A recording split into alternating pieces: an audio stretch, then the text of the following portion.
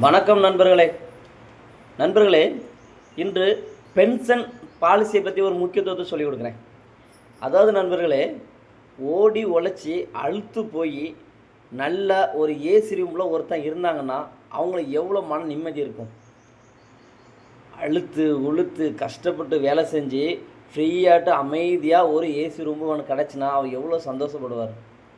அதுபோல் தான் நண்பர்களே, 56 வயது வரைக்கும் உங்கள் குடும்பத்துக்காக, மனைவி மக்களுக்காக, கூட பிறந்தவங்களுக்காக, குழந்தைங்களுக்காக ஓடி சாடி உழைச்சி எனக்கு எதுவுமே இல்லையாப்பா அப்படின்னு இருக்கும்போது 57வது வயசுலேருந்து உங்களுக்கு நான் இருக்கிறேன் அப்படின்னு சொல்லி ஒரு எல்ஐசிக்காரன் பென்ஷன் வந்தால் உங்களுக்கு எப்படி இருக்கும் நண்பர்களே.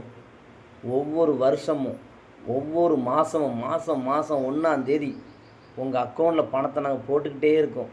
உங்கள் ஆயுள் முழுவதும் 56 வயசில் உழைச்சிட்டிங்க, இனி 44 வருஷம் வரை நீங்கள் பென்ஷன் வாங்கியே சாப்பிடுங்க. பென்ஷன் மட்டும் வாங்கி சாப்பிடுங்க. யாருக்கிட்டேயும் அண்ணன் தம்பி அக்கா தங்கச்சி பெற்ற பிள்ளைங்கள்னு யாரையும் நம்பாமல் உங்களுக்கான பென்ஷன் நாங்கள் தரோம்.